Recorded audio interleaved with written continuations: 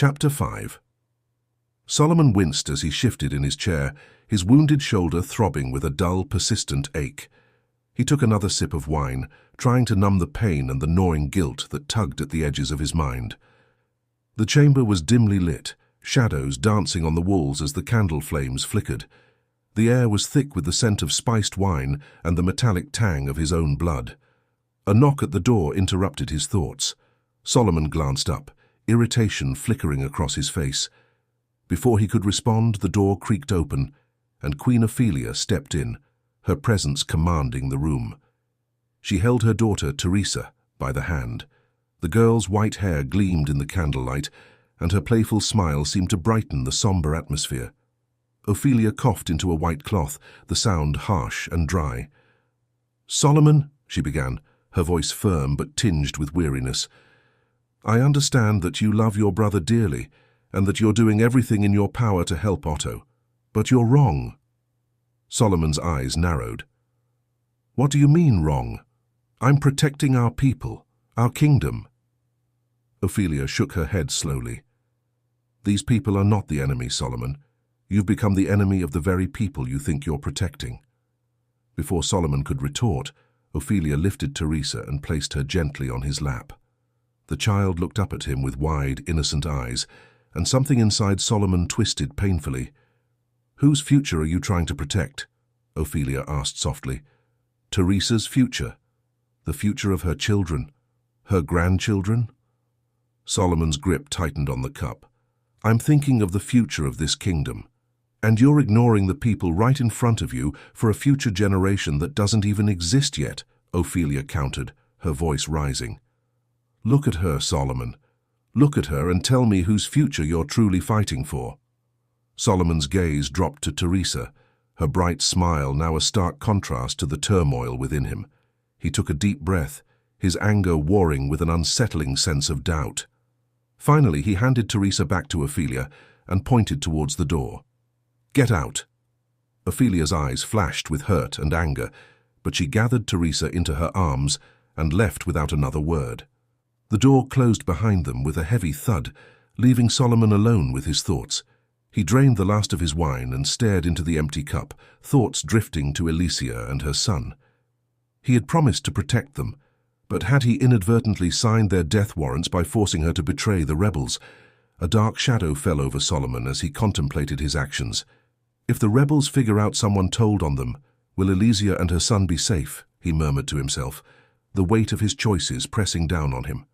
Solomon's mind churned with guilt and uncertainty.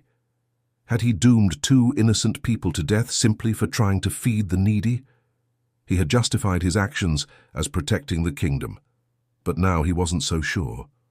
The wine did little to dull the pain in his shoulder or the deeper pain in his heart. The chamber seemed to close in around him, the flickering candlelight casting ominous shadows. Solomon leaned back in his chair, staring at the ceiling as if searching for answers. The faces of those he had tried to protect and those he might have doomed swam before his eyes. He was caught in a web of his own making, and for the first time he felt truly lost. Far off down the mountainside, from the dragon castle, the hour was very late. It was a dark night, and the streets of Sandoria had long since grown empty. Alicia stood behind the wooden counter of the Pink Dragon Tavern, washing glasses and cleaning up for the night. The air inside was thick with the lingering smell of ale and the faint scent of lavender she used to freshen the place up. A single beefy old man sat stooped over his glass, deep in his cups and very drunk. His grizzled beard was matted and his eyes were glazed over, half closed as he muttered to himself. Alicia watched him, wondering how much longer before she could kick him out for the night. Shouts and yells began to fill the silent night. She glanced out her tavern window to see a fire burning in the city. The orange flames licked the sky, casting an eerie glow over the rooftops. Alicia gasped as she saw people rushing about with buckets of water, their faces etched with panic as they tried to fight the blaze. The heat from the fire seemed to seep through the glass, making the tavern feel warmer. Then she saw something else. The king's soldiers marching in the streets, carrying torches and pulling people from their beds. The soldiers moved with grim efficiency, their faces obscured by the shadows of their helmets. The glass she had been cleaning slipped from her fingers and shattered on the floor, the sound sharp and startling in the heavy silence. There was a loud banging on the tavern door. Her heart skipped a beat as terror took hold of her. She froze, her breath catching in her throat. The drunken man stumbled from his bar stool and lumbered to the door, his movements slow and unsteady. "We are closed," he yelled in a drunken state, his words slurring. The banging continued, louder and more insistent. "Let a man drink in peace," he called out again, his voice rising in anger and confusion. The heavy wooden door burst off its hinges with a deafening crash.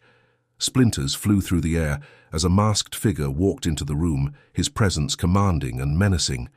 Behind him were at least a dozen robed men carrying swords, their eyes cold and unyielding. "Elysia!" the masked man screamed, his voice echoing through the tavern. "Come out, you traitor!"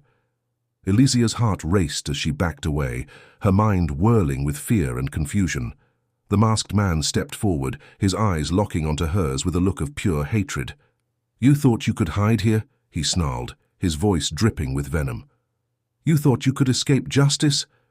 The drunken man, oblivious to the danger, staggered towards the masked figure. "What's all this about?" he slurred, swaying on his feet. "Who are you calling a traitor?" The masked man shoved the old man aside with the sharp end of his blade. The blow was a swift, brutal motion, sending him crashing to the floor, and grasping at his chest as the blood pooled between his fingers. Elysia's breath caught in her throat as she watched, horrified. "What is wrong with you?" she cried out in anger and terror. "Someone talked," the masked man told her. His voice was cold and indifferent. "Someone gave the High Lords names, and now our people are being dragged out into the streets and killed." Elysia's heart beat fast in her chest. The smoke in the air was making her eyes red and watering. She brushed her black hair out of her eyes and faced the masked man with stoic resolve. "They had my son," her words soft and bitter in her dry throat as she spoke them. "How many sons will die tonight because of you?" The masked man growled as he raised his blade and stepped towards her. Elysia's mind raced as she tried to think of a way out. She glanced towards the back door, her only possible escape route, but the robed men had already fanned out, blocking every exit. "Please," she said, her voice trembling. "My child." "Enough!" the masked man shouted, his eyes blazing with fury. "You are a common-born serf who made her living on her back." The masked man chuckled to himself. "No one in this city cares if you live or die." The robed men advanced, their swords gleaming in the dim light. Elysia's heart pounded in her chest as she searched desperately for something, anything she could use to defend herself. Her hands trembled as she grabbed a kitchen knife from beneath the counter. The man advanced, his sword gleaming in the firelight. She darted forward, slashing at him with desperate energy. The man parried her strikes with ease, their blades clashing in a deadly rhythm. "You should have tried to run while you had the chance," he hissed, knocking the knife from her hand with a swift strike. Elysia stumbled back, her eyes widening in terror as his men tossed torches into the room. Flames roared to life, hungrily devouring the wooden beams and furniture. Smoke filled the air, thick and choking. "Catpad, run!" she screamed, coughing as the smoke seared her lungs. The young boy appeared from the shadows, his eyes wide with fear. "Mother!" "Stay back, Catpad!" Elysia shouted, but the boy charged at the masked man, a small dagger in his hand. The masked man laughed, easily deflecting the boy's attack and tossing him aside. Catpad hit the ground hard, groaning in pain. "Such bravery," the masked man sneered, turning back to Elysia, "but futile." He raised his sword, ready to strike her down. Elysia closed her eyes, bracing for the end. A sudden rush of wind and the sound of a blade cutting through the air made her open her eyes. A figure in red robes stood in the doorway, his face hidden behind his hood. He stepped into the burning building, his sword held confidently in his hand. "Enough," the red-robed figure said, his voice calm and commanding. He moved with fluid grace, positioning himself between Elysia and the masked man. The masked man snarled. "Who are you?" The flames roared higher, consuming the Pink Dragon Tavern with voracious intensity. Elysia scooped up Catpad, cradling him protectively as the heat grew unbearable. The hooded figure moved with deadly precision through the chaos, his sword slicing through the air as he cut down the masked man's soldiers who swarmed around them. Silent and relentless, the hooded figure dispatched the attackers, his movements fluid and controlled. He fought his way to Elysia, who stood trembling amidst the smoke and flames. With a nod, he motioned for her to follow him to the window, his hood falling down as he smashed the glass of the window with the butt of his sword. "You!" she gasped as she looked at the man, his face stoic and focused on the task at hand as his blonde hair fell about his shoulders. The flames roared higher, consuming the Pink Dragon Tavern with a ferocious intensity. Elysia clutched Catpad tightly, her eyes wide with fear as the hooded figure, now revealed as Solomon, fought his way through the broken window and bits of glass, clearing a path through the smoke into the night. Despite the searing pain in his shoulder from his earlier wound inflicted by Catpad, Solomon moved with fluid grace. "Go," he commanded, motioning to the window. Elysia, cradling Catpad, scrambled through the broken glass, dropping onto the rooftop below. Solomon followed, landing beside her with a soft grunt of pain as his injured shoulder protested the movement. The masked man emerged from the burning tavern, his eyes blazing with fury. Solomon squared off against him, his expression resolute despite the pain that radiated through his body. The three of them on the roof of the burning tavern, as flames and smoke locked at their boots, hungry to devour their flesh. "Solomon," the masked man growled, his voice filled with venom. "I should have known it was you." The masked man lifted his blade. "I guess I will just have to kill you myself." "Varric," Solomon replied, his voice cold. "What are you doing?" "You are on my council. I thought you would hunt down the rebels, not be one of them." The masked man shrugged, taking a battle stance as the flames rose. "I'm not one of them," he cursed. "I am them. These men work for me, my lord." He added that last bit with a bit of mockery. Varric removed his mask, revealing a face twisted with anger and betrayal. "You left me no choice," he snarled. "The people are starving to death in the streets. I had to remove you and bring justice back to this city." Solomon glanced from his council member to the woman behind him. What had he done? This was his fault. Solomon felt a tear run down his eye as the smoke burned him. How had this happened? He had just wanted to govern the realm well and supply his brother. Now he found himself some kind of tyrant, as the people he had been instructed to protect were trying to kill him. He looked to the man across from him and nodded. "I'm sorry this happened," his voice dry and choked. With a roar, Varric lunged, and their swords clashed with a metallic ring. Solomon fought one-handed, his injured arm hanging uselessly by his side. He parried Varric's strikes with difficulty, each movement sending a fresh wave of pain through his shoulder. Elysia watched, her heart pounding as the duel unfolded. Solomon's movements were precise, but Varric's were fueled by rage and desperation. The rooftop echoed with the sound of their blades as sparks flew with each clash. The Master of Spies delivered a savage slash through the air that cut across Solomon's chest. He gritted his teeth against the pain as his foot slipped, and he stumbled back, almost falling from the roof. Gasping and clutching his wound, he struggled to his feet. Varric stood over him, lifting his blade for a final strike. As Solomon tried to catch his breath, the Master of Spies slashed at him, Solomon sidestepping the thrust and slashing at Varric's exposed side. But his injury slowed him, and he missed. Varric's next attack was swift and brutal. Solomon's sword was knocked from his grasp, clattering down into the flames below. Varric smirked, sensing victory. He advanced, his sword poised to deliver the final blow. Elysia gasped, holding Catpad tighter as they watched in horror. "It's over, Solomon," Varric sneered, raising his blade. "You cannot win." Solomon's eyes narrowed, his mind racing. With a sudden burst of energy, he kicked out, his boot connecting solidly with Varric's chest. The force of the blow sent Varric stumbling back, his arms flailing as he struggled to regain balance. For a brief moment, time seemed to slow as Varric teetered on the edge of the rooftop. "No!" Varric shouted, his voice filled with panic. But it was too late. He lost his footing and fell, disappearing into the flames below with a final scream. The battle over, Solomon turned to Elysia, breathing heavily. "It's done," he said, his voice laced with exhaustion.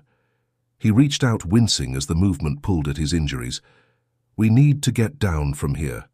Alicia nodded, her eyes filled with relief and gratitude. She followed Solomon as he led the way down a trellis to safety. Once they were on solid ground, the reality of their escape hit her. The tavern was a blazing inferno behind them, but they were alive. In a moment of wild recklessness driven by relief and gratitude, Alicia stepped forward and kissed Solomon on the lips.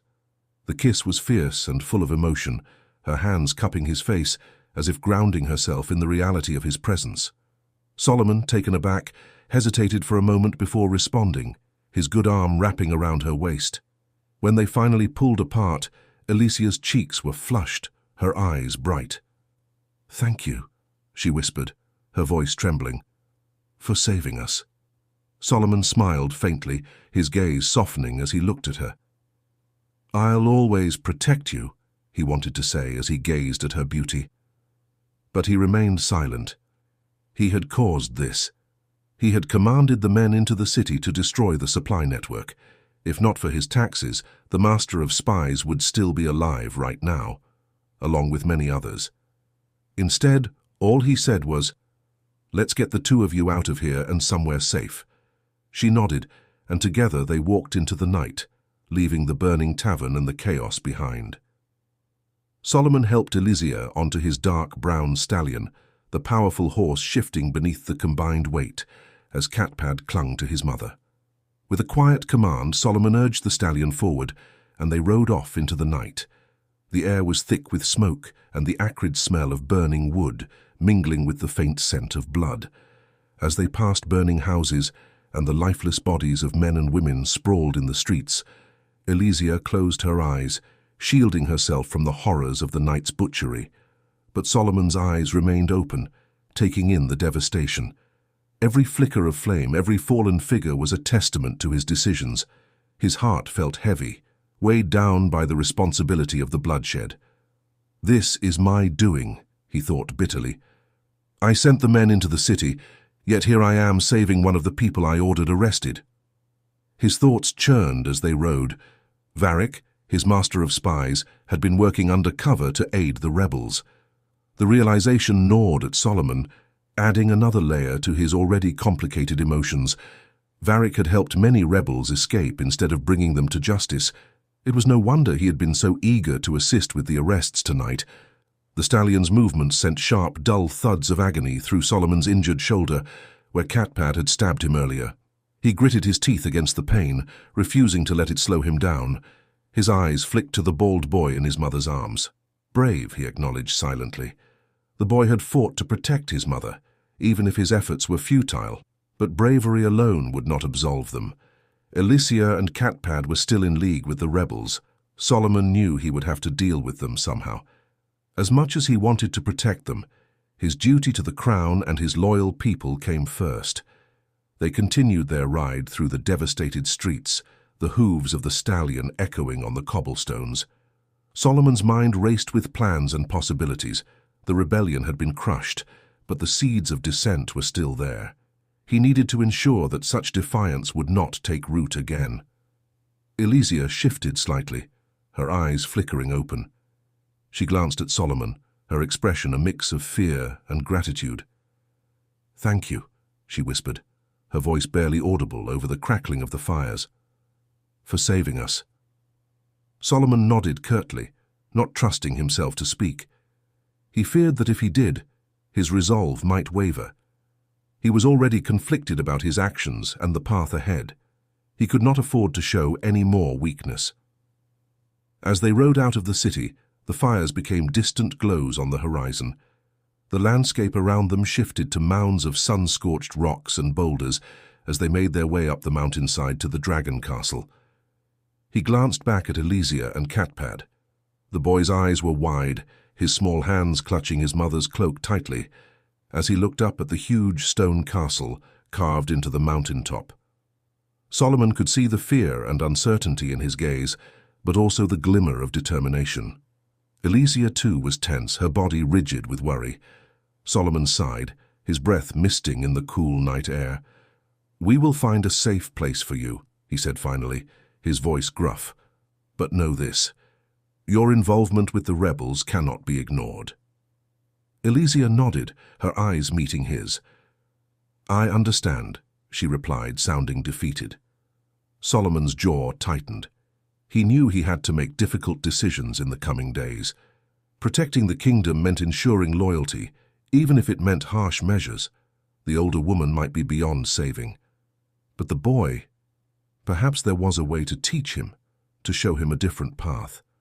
All down the mountainside, buildings burned fiercely as men and women were pulled from their beds, their screams piercing the night. Sir Matthew and his men spread through the city in a relentless wave, their red armor gleaming with the reflected light of the flames. They left a trail of destruction and fear in their wake, their torches igniting homes and shops alike, ensuring that no corner of the city was spared from the purge. High above the chaos, Solomon, Elysia, and Catpad found refuge in the Dragon Castle. The fortress stood imposingly against the backdrop of the burning city, its walls a bastion of calm amidst the storm. Inside, Elysia and Catpad slept in a large, soft bed, their exhaustion rendering them oblivious to the horrors below. The room was dimly lit by the first light of dawn, casting a serene glow over their peaceful faces. Outside their room, Solomon sat on a wooden bench, his sword resting across his knees. He stared at the stone floor, his mind racing. Every sound from the city below echoed through the castle, a constant reminder of the violence that had unfolded. He felt the weight of his decisions bearing down on him, the responsibilities of leadership pressing heavily on his weary shoulders. As dawn broke, painting the sky in hues of pink and orange, the castle courtyard filled with the sounds of returning soldiers. Solomon rose from his seat, stepping out to the balcony to watch as Sir Matthew led his men back from their grim task. The knight's red armor was dirty and splattered with blood, the gleam of polished steel now dulled by the night's work. Matthew marched up the stone steps and took his place beside Solomon, standing at attention. His face was drawn and exhausted, his voice gravelly from barking orders throughout the night. "The rebellion is over, my lord," he reported, his tone weary but resolute. "Those who refused arrest were cut down. The city is now yours. No one will dare oppose you now." Solomon nodded wordlessly, his gaze fixed on the horizon. The city below still smouldered, columns of smoke rising into the morning sky.